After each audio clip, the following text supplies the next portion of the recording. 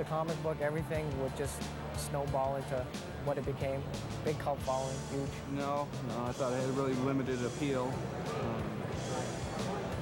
You know, when they first printed 10,000 copies, I thought they were crazy, but it's sold like 500,000 copies worldwide now, so yeah, I'm pretty surprised. To me, The Crow was a love story. Some people thought it was about violence and fighting, but I mean, did you agree with me? Was that what it was to you? Yeah, it was intended as a love story. You know, which justifies all the violence in it, and I think Brandon made something really personal. Speaking of the movie, tell me about your cameo. Not too many people know that, and I have the card, the actual kitchen sink card of James O'Barr stealing a television. Do you always steal TVs? Well, I used to steal refrigerators, but I'm a lot older now. No, I just happened to be on the set then, and they needed some people for a crowd scene, and so I wandered over there, and when they were doing the prints, they just zoomed in on me for some reason. Comics is still my main interest. I'm not deserting the comics field for the movie industry. I like comics a lot better. There's a lot more control there. I'm working on 2 or 3 other series, comic book series, and I have, I think, 7 covers and a couple prints coming out. I'm working on a comic strip called Gothic, which is Blade Runner meets The Wizard of Oz. It deals with a lot of the same themes that are in The Crow, and it's dark and rainy and depressing. I have to stay true to my form, I guess. So what would you say is the James O'Barr stamp on your work? The story? Men in Black lipstick. James O'Barr. Thanks so much, Jay. Where do you go when you want the latest in alternative comics and zines? Well, here in Hollywood, it's Meltdown. Another place is Toronto, where we talk to the guys at Comic Jam, a gathering of indie comic and zine enthusiasts. Hi, I'm Rupert Bottenberg, and I organize the Comic Jams. If you look around here, you can sort of see it's divided into 2 parts. Upstairs, I've got rock bands playing right now, and I've got other weirdness. I've got a magician playing, doing tricks tonight. And then down here, I've got a room full of cartoonists who are doing strictly collaborative comic strips. That is, they will, someone will take a page, draw a panel, and then pass it along to someone else. This isn't the best place maybe to do collaborative work because it is a little confusing, but this stuff is more fun. Doing collaborative work is really important and interesting. It's nice to get together with people, and sometimes it's easier that way because you can bounce things off people and stuff. Well, for starters, cartoonists. That's my most reliable sort of draw is amateur, semi-pro, and even a few talented professional cartoonists. Almost all of whom fall into the category of alternative or fringe cartoonists. It's really that sort of thing. My name's Jay Stevens, and I do a couple of comics, one called Land of Nod for Black Eye Productions, and one called Atomic City Tales for Kitchen Sink. And I love these comics jams. I'm basically here because a lot of my friends are here, and most of us cartoonists work out of our studios all by ourselves most of the time, and don't really get to interact a lot with our peers and with some of the people that read what we do, so that's what these things are great for. I love the collaboration, actually. It's actually really refreshing to see how somebody else interprets where you're going with something. I think you can learn a lot, actually, from doing this kind of stuff. There have been other people that have sort of used similar ideas, but strictly what I'm doing here is pretty unique. But I don't really want that to continue. I'd like to see other people pick up on the idea. I don't want to have to keep doing this for the rest of my life. I'd like other people to pick up on the idea and do it in their own community. I'd like to see every city have a comic jam. Lethargic Lad is not the narcoleptic member of the Legion of Superheroes. It is, though, one of the funniest magazines to come out since, well, Sassy. Greg Highland, a Toronto native, told us the shocking true story of Lethargic Lad. Please note, this story may be amusing to some viewers. I'm Greg Highland. I do a book called Lethargic Lad. Some people think that I'm lethargic. He started out as like a notebook doodle from when I was in high school, and I just kind of liked the design. He's very simple. He's one of those characters that when people see him, they say, hey, I can draw that. Lethargic Lad is, he's the opposite of an exciting superhero. He has no powers. He doesn't even talk. There's lots of other characters in the lethargic universe. There's Walrus Boy, who was bitten by a radioactive walrus, and there's Guy with a Gun, who's a guy with a gun. The No Mutants, they're a team of non-mutants. None of them have superpowers. Totally ordinary people. But one wears a bucket on his head, so that's, you know. And one's an Elvis impersonator. People who we make fun of usually like what I'm doing. For instance, Alex Ross apparently really liked when we did a Marvels parody cover with Lethargic Lad on Fire. We did a crossover with She, and half the story appeared in an issue of She and half the story appeared in an issue of Lethargic Comics. And we got a great reaction to that, which is really why we did it, so that people who read She will read my book and vice versa. Although the vice versa was a lot less, you know. Getting the lethargic readers over to She. Hey, I like the ninja chick, right on. Self-publishing is, it's like a box of chocolates. No, it's not. Hey, dig me. Me. Lethargic Lad in the future, well, currently it's a 3-issue miniseries, and the response to it has been really, really nice. And I'm really hoping to turn it into a regular series sometime next year. This just in.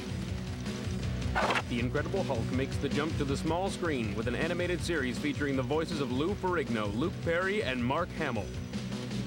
The art of Alex Ross will be on display at the 4-Color Images Gallery in New York from September 6th to October 12th. There's a new Gen 13 series called Bootleg in the works.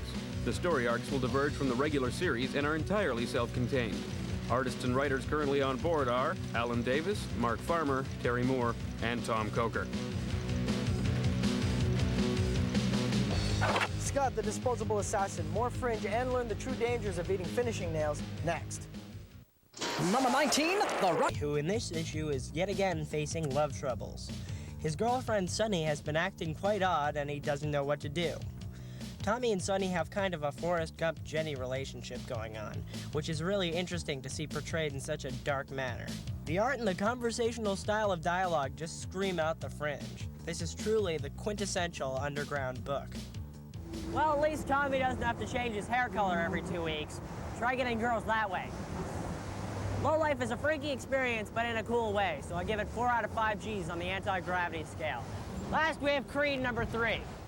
While this comic appears to be jumping on the bandwagon of teens with superpowers, it has something the others don't, a creator who is almost as young as his character. This issue is a quickie where Wonder Kid Mark has to save the world from a great void that will make the children everywhere forget what it is to dream. To this end, Mark responds by saying, "Bummer," and then proceeds to catch the void in a glass jar. Now that's cool. The art is very wacky with lots of cartoon influences. This matches up well with the story, which is more of the same.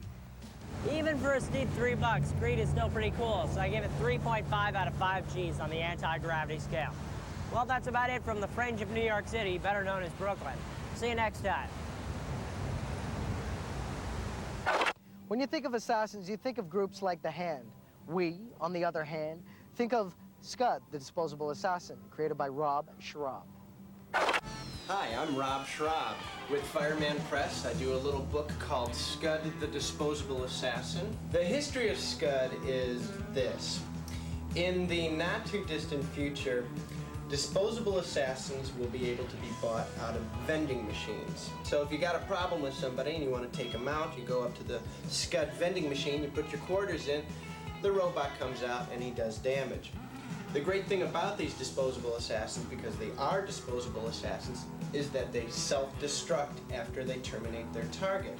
Our Scud, in particular, doesn't want to die, and when he finds out that he's going to self-destruct after he finishes his mission, he doesn't want to finish his mission. So he gets into a fight with this monster here. This monster is pretty bizarre. It's got a plug for a head, a squid for a chest. It's got mouths on his knees and hands instead of feet, mousetrap hands. What happens is he mortally wounds the creature and puts it on life support in the hospital. So now he's got to become a freelance assassin to pay for the hospital bills. So the rest of the series is him running around working for like the mob, terrorist organizations, taking out rival gangsters, things like that.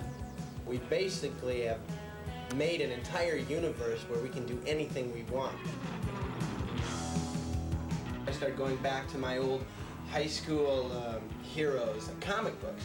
And I went back into comic books, and I was very depressed at the fact that all the comic book characters today are very evil, they're very negative looking, and they're the heroes. They're always complaining, and they're always crying. I mean, they're really big guys, but they're always complaining about their dead parents, their dead girlfriends, or whatever. So I developed Scud as like an anti-version of like the Dark Knight typical superheroes that are out there right now. Scud is very simple looking, and he's yellow, he's bright yellow, and he's very, very skinny. About issue number 3, we started getting some interest in Hollywood because we have a real animated look to our book, and we started shopping the book around. And we sent it to Oliver Stone's company. He made Platoon, Natural Born Killers, and JFK. So what is Oliver Stone's next project? Scud the Disposable Assassin. Everything's happening so fast. It's really hard to stay in reality, but I've always had a problem with that.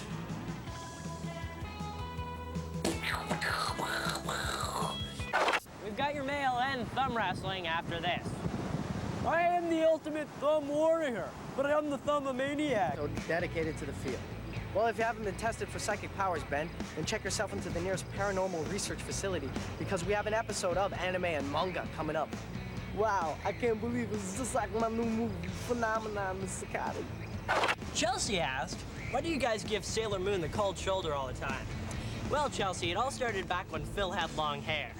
You see, he was a little jealous of Sailor Moon's naturally beautiful hair, and thus the rivalry. Now that he's cut his hair, though, everything's fine. Keep sending us stuff. Let's keep the Postal Service busy. You can write to us at the Anti-Gravity Room, care of YTV Canada Inc., Station C, Toronto, Canada, M6J 3N1. Or you can email us at antigravity@ytv.ca. Don't forget to check us out on the... Or where that came from. But for now, our